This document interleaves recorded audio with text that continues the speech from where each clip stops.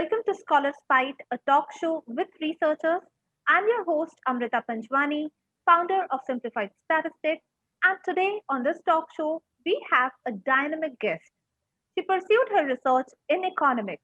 She's a gold medalist in economics from Lucknow University.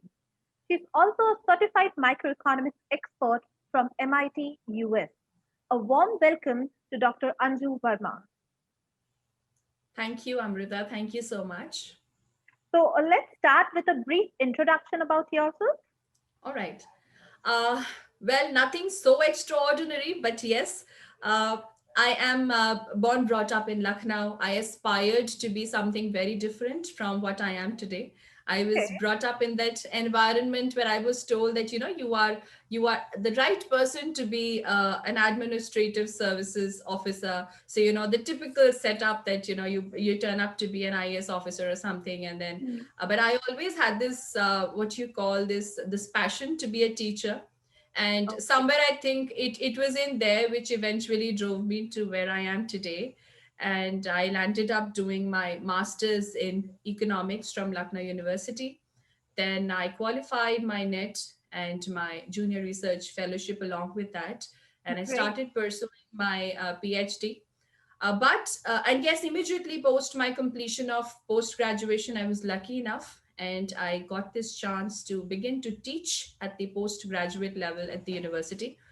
And somehow, you often say things too good are not so good. So I continued with this teaching, and somewhere on it all, I left behind my doctorate, got married, uh, tried to be a good homemaker. So all my skills, all my potential was well driven into becoming a good homemaker, a good mother, wife, a daughter-in-law. And then gradually I realized that somewhere in it all, I had left behind my key passion of, completing the right qualifications to be a teacher.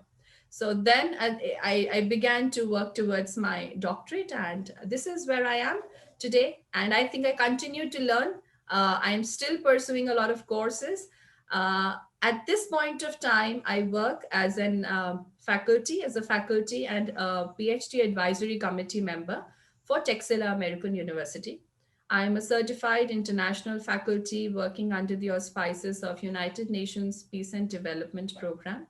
And for them, I have worked as a faculty for economics and statistics at Kisi International University, South Korea, Young Scientist University, United States. And along with my existing commitments, I'm also working as a Link Fellow for Link Singapore, and giving my academic support to the students pursuing their masters in business administration in Australia. So at this point of time, working with AIM Business School as well as RMIT Australia. So I don't know, it's only long, and I don't want to put it that long, but just bits and bits here and there, and still learning. Wow, that sounds really something being done at a root level, I would say, because you are into so many things. How do you make out time for all this? Somehow I have started enjoying it so much now, Amrita, that I actually find time to do my household chores. That this has become kind of my priority, and I'm lucky my kids have grown up now, and I Okay. think I can take some time for myself. And yes, I have my calendar. So I keep my reminders on Google and I make sure everything is in time, and I really enjoy doing it. So it just happens. That's great. Coming to your research, what was your research related to? Well, again, this was very against what I had planned to do. I was a person who was always keen on microeconomics. I wanted to do some modeling, set up some decision models, and come up with something great. But then eventually, I landed up with a fiscal topic, and my doctorate is in an evaluation of the system of financial administration in India. And I tried coming up with what is still not in place in India, which is the performance budgeting. So, performance based budgeting for the different sectors of the economy, that was my key area. And I tried coming up with the cross country analysis with United States. I wanted to do one with Canada as well, but for a certain resource restraints, I could not do that. So that's what my work looks at. Okay. So, were there any challenges during your data collection? or preparing the literature or something like that? What were the challenges that you faced during your research? Amrita, I faced very different challenges. I don't know how much would that mean to people who listen to this, but I had two different facets of challenges which I faced. One was the personal challenge, which, as I started in the beginning, as I was talking to you, that I was married, and my husband being in the forces, we were nomadics, so we were always away from the university where I was actually pursuing my PhD. So my supervisor was far away. The only point of contact with him was over the phone. And it wasn't as tech advanced as it is today, that you can do those typical video calls and access the online library so easily. So yes, lots of challenges as far as this was concerned. And I tried making up for this using whatever bit of resources I could online. I only had that JSTOR resource at that point of time, nothing much. So it was a challenge, but I had challenged myself more than anything else, that I had to do it in a year's time, because I was bringing up a young son of 3 months old, and I wanted to complete for certain reasons within a year. So that was one challenge. And second, of course, was the fact that my supervisor was not there to be able to guide me at every stage. So I had to make visits often to Lucknow, come back and get his piece of advice, which didn't really work out too much, for reasons I'm sure you know it as well. So yes, resources and collecting data. Thankfully, my work was not too much on primary data. Mine was essentially based on secondary data. So I collected a bit of literature from Delhi. I came down to Delhi. I collected a bit of literature from the libraries here, and a bit of it from Lucknow. Took those hard copies and then as much as possible online, and resourced my work on secondary resources. So that's how it went for me. Okay, so how much importance is given to primary data when we do research in India? Because I've heard that if you do your research abroad, there is no such weightage given to primary data, and even if you conduct your research based on some secondary data, some research already done, that is also acceptable. So, what is the scenario in India? Can you throw some light on it? Uh, well, I think that that ways India is more welcoming. And the entire idea is that you should be coming up with research which has a meaning. And today I teach that at a couple of universities as well. And because of my experience, I'm able to reinforce this fact that whether it's a primary data-based research or it's a secondary data-based research, what is important is that your work should be relevant. What you are doing is adding to the existing bit of knowledge. And I have seen that, as you asked, how much importance it has in India. I think that this psyche runs across the Indian minds. Most of our the guides, the people who are supervising, the people who are accepting your work, who want to implement your work, they're equally good with both types of researches. The point is, it should be new, it should be valuable, it should be adding value to the existing plethora of knowledge. So that's how it is in India, Amrita. Okay. Uh, so, the next question would be, how do you think your research is helping you in your present job? Like you work in various universities, are you handling only economics as your subject, or have you diversified? Oh, yes, diversified n number of times, n-fold. And Okay. you are right, my work, my research has supported me immensely in again two ways. One, of course, is the fact that as I pursued, as I told you, that I did it all almost by myself. I wouldn't add all feathers to my cap, but yes, 80% of it I managed doing without any right supervision that I actually needed at that point of time. So it gave me a lot of confidence that whatever the subject is, whatever the area is, whatever the discipline is, if I am a keen learner, I will learn it. And I learned a number of secondary tools which I needed to support my research. I had to collect data using several focus groups. I had to do certain interviews. I had to set up certain questionnaires, and I was not a person who was very sophisticated in that understanding. So I had to actually pursue courses in business research method and understand how a research is conducted. And I did that online. And I learned a lot from that. And today I teach business research methods at two universities at a Wow. global level. So that was my first key learning. Secondly, again, I would not go into the depth of it, but when you said primary data, I did feel the need of supporting my argument with certain primary data as well when I was pursuing my doctorate.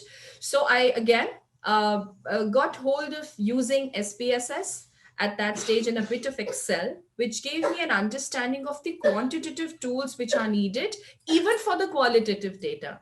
Before that, I was under the feeling that these tools are essentially, who knows it better than you, that we use these tools only for the numbers, but it isn't so. We do coding and we do a lot of stuff, and we can actually use the qualitative feedback that we get. I again pursued my course in Excel and SPSS, and eventually landed up with certain bit of certifications. And now today I teach quantitative methods, and as I said, I'm teaching art programming again at a couple of universities. So it's helped me a lot. And today I barely teach economics. Ironically, I don't Okay. teach economics. I teach economics only for one course across all the courses that I'm teaching at. So yes, I've grown a lot. That's amazing to know that the learning curve has brought you to a point where you explore new subjects and you've learned so much just because you're a keen learner. So that brings me to this question, and I think all the aspiring scholars would have this question in their mind. What is one key skill that you need to be a good researcher? To be a good researcher, a skill, I think you need to be a good learner. As I said, that, and one piece of advice that I would want to give every person who is passionate about becoming a researcher is that, we often find that researcher is synonymous with it's just a job. You want to become a researcher, but I think more than anything, Amrita, it's a responsibility. And when you are actually doing a research, you are contributing to a potential plan of action, because what you write, what you research, it may eventually translate into a possible policy change, a possible change in the time to come. So you're actually a part of the change when you are a researcher. So you have to be a very, very keen learner. And yes, I think that's what it is. You have to be a learner to be a good researcher. And it's not about being a researcher, it's about being a research scholar. So if you want that the tag of being a scholar, you have to continue to learn and do it that way. So that's what I feel about it. That's a great message. Can you let me know the difference? As you said, it's not about being a researcher, but it's about being a research scholar. What is the difference between these two? It's a very fine difference. I think it's a difference of perception. Maybe as people who watch this video say that it's kind of two synonymous words, but I don't feel so, because a researcher is a person who is doing a research, right? Just picking up resources and coming up with an idea, and then the typical, we have that outline of a research. You put your question, you put your objectives, you have a study design, you put the conclusion, recommendations, and the research is done. So that's what a researcher is all about. A scholar is a person who would get into the depth of what he's doing. And he has an idea beyond the proposal, he has an idea beyond the research. He wants actually to translate that work into action. And then again, at this point, I would like to, just kind of bring out a point that uh, you, as a researcher, anyone who intends to be a researcher, should, instead of being a jack of all, try and master a discipline, a discipline within a discipline, and a discipline within that discipline within that discipline. So what I'm trying to say is that you should be a master of your subject. You should be a master of what you are researching on, so that you are actually able to contribute value. So let's be very focused. A good research scholar should be very specific in what he's pursuing and master his sub-discipline, so that eventually what happens is that you read so much about a subject that you begin to read beyond what's there. You begin to read beyond the text, beyond the books. And that's the point when you start coming up with ideas which no one has given before. And that's what the idea of being a good research scholar is. Come up with new ideas, come up with new thoughts, which you think is gonna make some change to the status quo. So that's how I define a difference between a typical researcher and a research scholar. That's a very fine difference. I would say that when you defined researcher, it gave me a vibe that somebody who is theoretically working on a topic just for the sake of working. But when we Yeah. come to the definition of a research scholar, he's somebody who is in love with the subject and he's keen to Yes. know more about it. As you said, layers beyond layers, he has to understand the subject and explore and go beyond. That is how I believe the new information is created. That's absolutely right. And that's passion driven. That's passion True. driven. So anybody can be a researcher, but not everybody becomes a research scholar. So that's how I see it. That's a wonderful way of putting it because I'd never heard this before. And I really assume that they are synonymous. As you said, most of the people do think about it that way. So it's a very good way of knowing that who actually is a scholar and what the term researcher means. So thank you for Yeah. sharing that perspective with us today. And finally, what would be your message to all the aspiring scholars?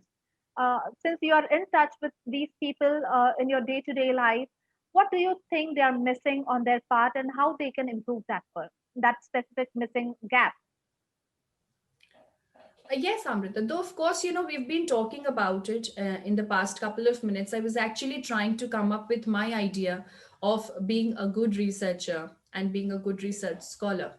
But yes, your question is very specific and interesting and brings me to one key observation that I'm sure you would agree with. Most of us, as a researcher, uh, the moment you say that you are a doctor, the moment you say you've done your PhD, the second question that comes is, and correct me if I'm wrong, if you've not come across that, they would ask, how many papers have you published? True. Where are your publications? Which journals? Are these the typical ISBNs? Are these the peer-reviewed journals or the normal local wala journals? So you start getting a feel as if doing your research is all about getting your papers published, and I choose to very strongly disagree. You would not believe, and in fact, I even you must have seen that in what I had shared my information about. I said that I can share that later. So that particular part I had actually not filled in. I do have researches which are published. I have around 7 papers which are published now, and after that, Amrita, I left getting my papers published. I started my own blog. I Okay. started writing papers which I enjoy writing. I don't care whether they're published or they're not published. So that brings me back to the question that you said, what's your message for them? My message is, it may sound very, it may sound different from what you would want to hear, but I would definitely say just enjoy your learning process. Just enjoy every bit of what you read. Let that make sense to you. Let that give you a meaning to take you forward, and just write what makes sense to you. Write what you think is valuable to be written, not just for the sake of getting it published. I've often had students who pursue their PhD under me. They come and ask me, ma'am, what's the topic? What would you suggest? What topic would you suggest that I can write a paper on? I choose not to answer this question. Why should I suggest you something that you have to write on? Because if I suggest you something, you would only go and do it for the sake of getting it published. Pick a topic of your interest. Pick up something that makes meaning to you, that you want to explore more. Go and explore that, and then write it. So my key, advice to any researcher would be: please be driven by your passion. Become a researcher only if you want to become a researcher. Don't become a researcher just for the sake of doing a job. It isn't a job, it's beyond that. And trust me, if you do it just for the sake of job, after 2 years, 3 years, you will not be able to justify your expectation and your achievement. That's for sure. That's a wonderful message because I've never heard anybody saying or talking about it. And I do see that even when I was going through a few articles, I got to know that people are considered as famous researchers only based on the count of citations they have. So I felt that it's Yes. like just you need to come first in the race of getting your papers published, which sounded kind of not very important because I believe the quality of the content and whether it really has an impact in the society or not, that also should be counted there.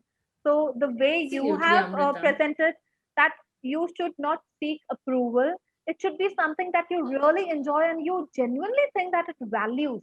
It adds Yes. value to your subject. It adds value to the community at large.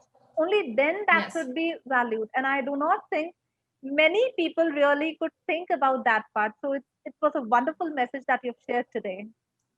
And at the same time, I would not want to underplay the contribution of people who have published n number of papers, because if you see, a difference between a good paper and not so good paper is again a person who has written out of interest and the person who has just done for the sake of qualifying for a position that so many papers published. So yes, there are people who publish n number of papers and they have all wonderful resources, they work as wonderful resources because they are the master of their subject and they're making sense to people who are reading it. So I would not want to underplay the contribution of those who've done that. But yes, I stand by my opinion that let's make a research worthy research instead of just getting a paper published. True. That's a wonderful point made. It's been wonderful talking to you today. Thank you so much for your time. Thank you, Amrita. Thank you so much. And I must appreciate your effort as well, because so many people like me, and I remember my first conversation with you when you said, I had that experience when someone said that you are so keen on using that doctor with your name. One of my knowns said that, and this really touched me deep because I had worked so hard for it. And just because today I am a homemaker, a proud homemaker, along with being a doctor and doing my job, but whatever. But I really was hurt deep inside. And then there was no looking back. I wanted to prove my achievement, not to anybody else, but to myself. And today, as you do this, I really appreciate your effort. I'm sure people are going to really be thankful for giving this opportunity to them. So I think kudos to you, Amrita, for Thank coming you up with this so much. idea. Thank you.